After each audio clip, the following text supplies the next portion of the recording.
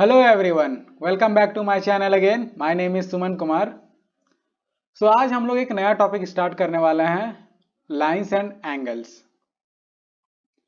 Basically हम लोग lines and angles के बारे में अर्लियर क्लासेस में पढ़ चुके हैं, जिसमें हम लोग जानते हैं कि लाइंस में भी स्ट्रेट लाइंस हो सकता है, या फिर दो लाइन पैरेलल हो सकते हैं, या फिर इंटरसेक्ट कर सकते हैं। और एंगल्स के बारे में भी हम लोगों ने पढ़ चुका है छोटे क्लास में, जैसे कि right angle, acute angle, obtuse angle, ये सब चीज। पर इस टॉपिक में हम लोग लाइंस एंड एंगल्स के बारे में इन डेप्थ में पढ़ेंगे। इसका मतलब कि हम लोग प्रॉपर्टीज ऑफ एंगल पढ़ेंगे when two line intersect each other, और ये भी पढ़ेंगे कि when two line intersect more than two parallel line, उस टाइम जो एंगल बनता है उसका प्रॉपर्टीज क्या होता है, ये सब पढ़ेंगे। तो लाइंस एंड एंगल स्टार्ट करने के लिए फिर से एक बार रिकॉल कर लेते हैं कुछ कुछ बेसिक टर्म्स, जैसे कि लाइन सेगमेंट।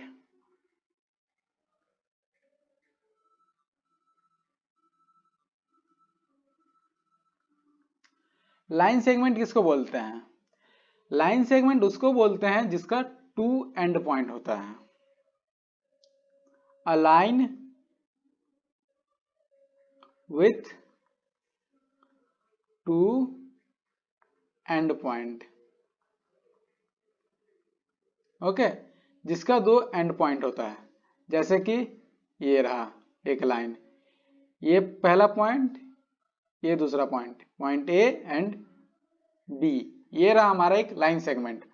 और लाइन सेगमेंट को डिनोट करने के लिए हम लोग यूज करते हैं, जैसे ए बी एक लाइन सेगमेंट है तो इसको डिनोट करेंगे ए बी, एंड इसके ऊपर एक बार दे देंगे, ओके। तो ये डिनोट करता है लाइन सेगमेंट ए बी। तो ये रहा लाइन सेगमेंट के बारे। नाउ दूसरा आता है हमारा रे। रे क्या होता है? रे basically a line with one end point,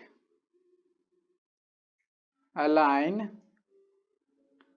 with one end point। देखो, ये रहा एक एंड पॉइंट है ना, और सिंस ये लाइन है तो अगर इसका नाम दें ए एंड बी, तो इसको हम बोल सकते हैं ए बी इज ए रे।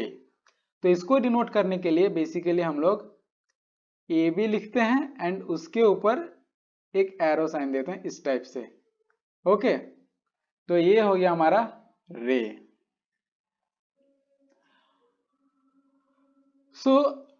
इस चैप्टर में जो हम लोग पढ़ेंगे लाइंस के बारे में, या फिर लाइन सेगमेंट या रे यूज करेंगे, तो उसमें हम लोग ना ये जो डिनोट कर रहे हैं ये सब सिंबल से, ये हम लोग बेसिकली यूज नहीं करेंगे इस कॉन्टेक्स्ट में, ओके। तो या फिर एक लाइन सेगमेंट बोल रहे हो, या फिर एक रे बोल रहे हो, या फिर एक लाइन ही बोल रहे हो, तो उसको हम लोग सिंपली ए बी बोलेंगे। अगर एक लाइन है या फिर लाइन सेगमेंट है या फिर रे है, उसको सिंपली ए बी बोलेंगे।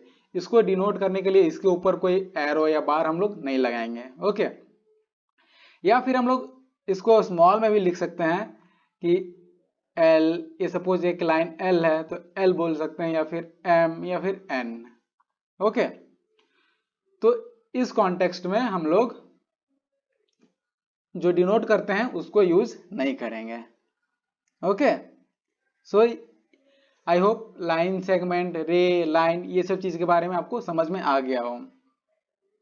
नाउ अब आता है कोलिनियर पॉइंट्स। कोलिनियर पॉइंट्स, तो कोलिनियर पॉइंट इसको बोलते हैं जिसमें थ्री या फिर उससे ज्यादा पॉइंट लाई करता है सेम प्लेन में, ओके। तो जैसे कि सपोज ये 1 2 3 है ना, या फिर उससे भी ज्यादा अगर सेम ही लाइन पे आ जाएगा तो इसको हम लोग बोलेंगे collinear points, okay. A B C D ये सब सेम ही प्लेन पे लाई कर रहा है, तो these all are collinear points. now अब आते हैं कि एंगल्स होते क्या हैं. एंगल्स, सो एंगल बेसिकली उसको बोलते हैं जब दो रे ओरिजिनेट होता है सेम पॉइंट से, सेम एंड पॉइंट से. When two ray originated from same end point.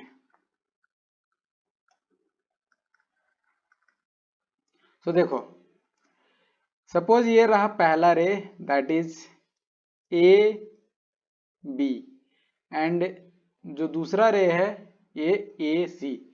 दोनों का जो एंड पॉइंट है वो हमारा ए है. इसको रब कर देता हूं. दोनों का जो एंड पॉइंट है वो हमारा ए है.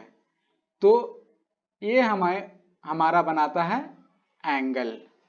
ओके, सो हम लोग डिफरेंट काइंड्स ऑफ एंगल पढ़े हैं, जैसे कि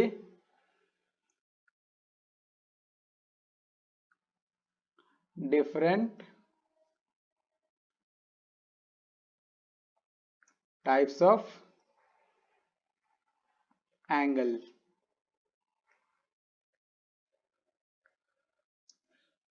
जैसे एक्यूट एंगल. एक्यूट एंगल उसको बोलते हैं जो लेस देन 90 डिग्री होता है. ओके, सो जैसे ये रहा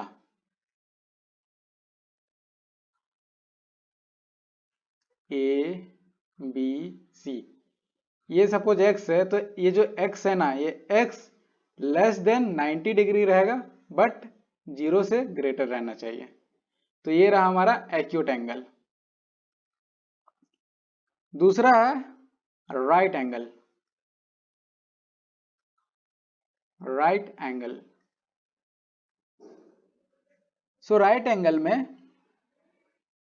जो एंगल बनता है वो हमारा 90 डिग्री रहता है. सपोज ये हमारा राइट एंगल है ए बी सी. तो ये जो एंगल सपोज y बन रहा है, ये जो y है हमारा 90 डिग्री रहेगा. ओके, नाउ नेक्स्ट है ऑब्ट्यूज एंगल.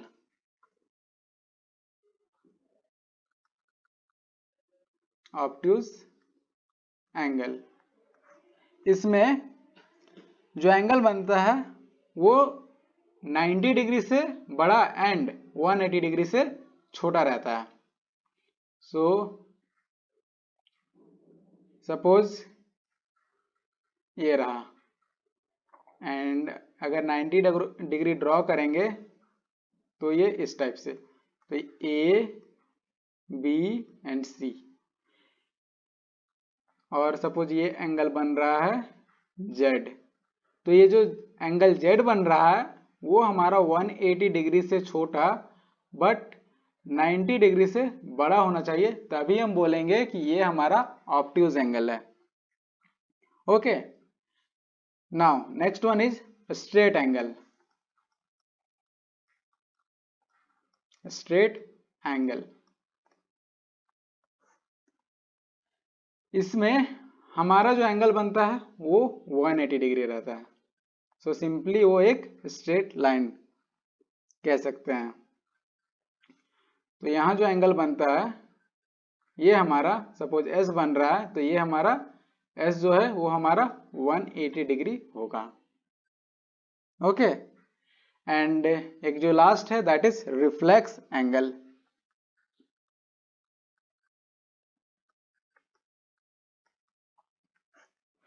सो इसमें जो एंगल बनता है ना, इसमें ये 180 डिग्री से बड़ा बट 360 से छोटा होता है. 180 डिग्री से बड़ा एंड 360 से छोटा रहता है। सपोज ये एंगल T बन रहा है, तो ये जो एंगल T है वो 360 से छोटा बट 180 डिग्री से बड़ा बनेगा। ओके, सो आई होप आपको डिफरेंट काइंड्स ऑफ एंगल समझ में आ गया हो कि कौन कौन से होते हैं, उनका कितना से कितना डिग्री तक रहता है। अब दो इंपॉर्टेंट पॉइंट है, एक complementary angle and supplementary angle. So let me use different colour. Complementary angle,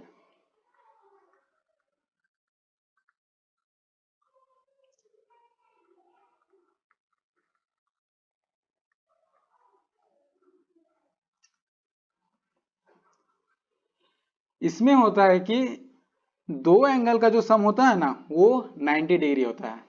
some of two angle is 90 degree. Okay, और सप्लीमेंट्री एंगल उसको बोलते हैं, सप्लीमेंट्री एंगल जिसमें sum of two angles is 180 degree. Sum of two angle is 180 degree.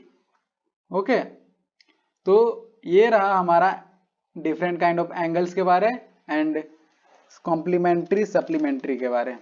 Now अब आते हैं adjacent के बारे में। हम लोग बहुत सुने हैं, तो आखिर एडजेसेंट एंगल होता क्या है? Okay, adjacent angle,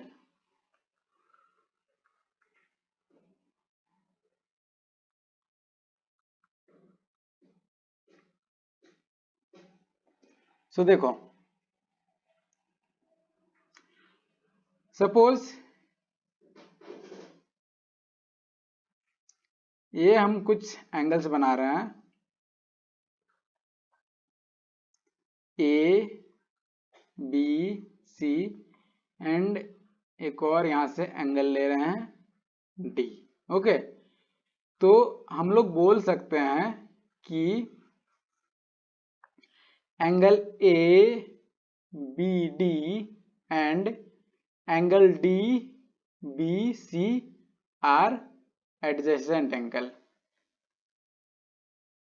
adjacent angle, अब एडजेसेंट एंगल हुआ कैसे? देखो, एडजेसेंट एंगल होने के लिए अगर if they have common vertex, अगर इसमें कॉमन वर्टेक्स होगा and common arm and their non common arm are on different side of the common arm. तो देखो, ये जो दो एंगल है A B D and D B सी, इसमें देखें तो एक कॉमन आर्म है बी डी, कॉमन आर्म है हमारा B D, sorry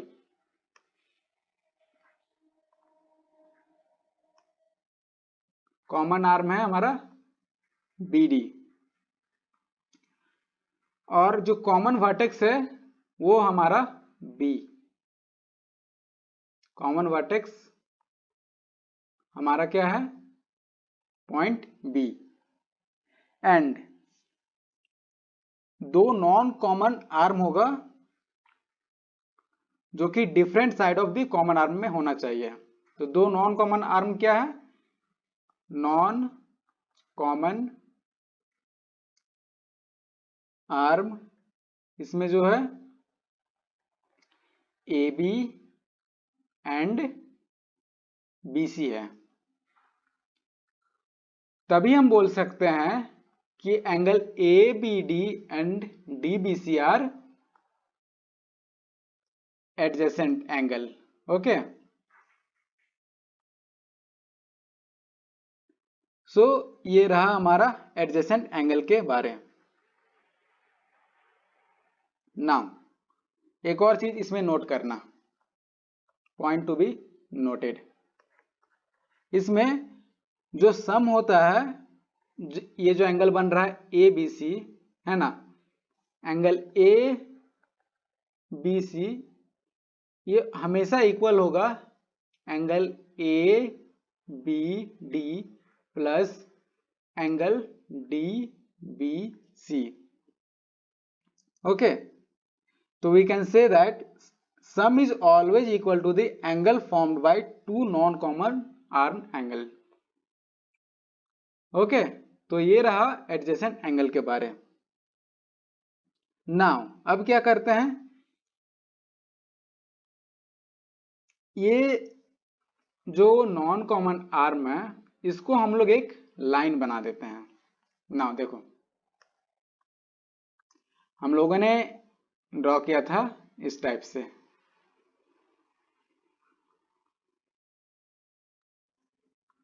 A B C and ये डी। नाउ ये जो ए बी है एंड बी सी, ये नॉन कॉमन आर्म, इसको अगर हम एक लाइन बना दें तो इस टाइप से आ जाएगा, इस टाइप से। एंड ये कॉमन पॉइंट बी, यहाँ डी है, ए बी एंड सी। अगर इसको हम लोग लाइन बना देंगे तो ये जो बनेगा ये लीनियर पेयर एंगल बनेगा। ओके, इसको क्या बोलेंगे, लीनियर पेयर एंगल। ओके, तो we can say angle A B D and angle D B C are linear pair angle. Okay, तो ये रहा लीनियर पेयर एंगल।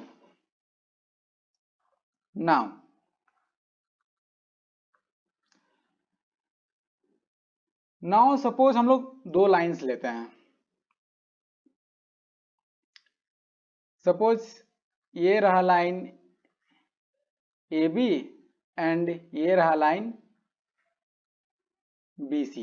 ओके, अब यहां हम लोग दो केस करते हैं। केस फर्स्ट में इन दोनों लाइन को इंटरसेक्ट कराते हैं। तो सपोज ये रहा लाइन ए बी एंड ये रहा लाइन बी सी। ओके, तो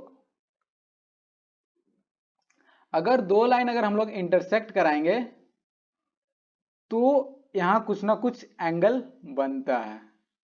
ओके, ये सब के बारे में आगे पढ़ेंगे कि इस एंगल का नाम क्या है ना। और जो एक सेकंड केस है, केस 2, इसमें लाइन, इन दोनों लाइन को हम लोग पैरेलल रखते हैं। पैरेलल मतलब कि एक दूसरे से कभी टच नहीं करेगा, नेवर। तो ये रहा parallel line A B and B C. Okay, तो ये रहा हमारा पैरेलल लाइन। अगर हम इन दोनों का डिस्टेंस फाइंड करना चाहें, इन दोनों पैरेलल लाइन का, तो सिंपली हम बस परपेंडिकुलर गिरा देंगे। ओके, या तो फिर लाइन ए बी पे या फिर लाइन बी सी पे। और कहीं पे भी अगर हम लोग परपेंडिकुलर गिरा दें, शायद यहाँ या फिर इस पॉइंट पे, सपोज ये पॉइंट P है या फिर पॉइंट Q पे, तो ये जो डिस्टेंस बताएगा ये डिस्टेंस Q पे भी सेम ही बताएगा। ओके, तो पैरेलल लाइन में जो डिस्टेंस होता है बिटवीन टू पैरेलल लाइंस वो हर जगह सेम ही रहेगा। सो आई होप आपको आज की क्लास समझ में आई हो। आज हम लोग क्लास यहीं पे एंड करते हैं। We will meet in next session with next topic. तब तक के लिए bye bye, have a good day. जाते जाते चैनल को सब्सक्राइब करते जाना और वीडियो को जितना शेयर कर सको करो। एंड या कीप लर्निंग।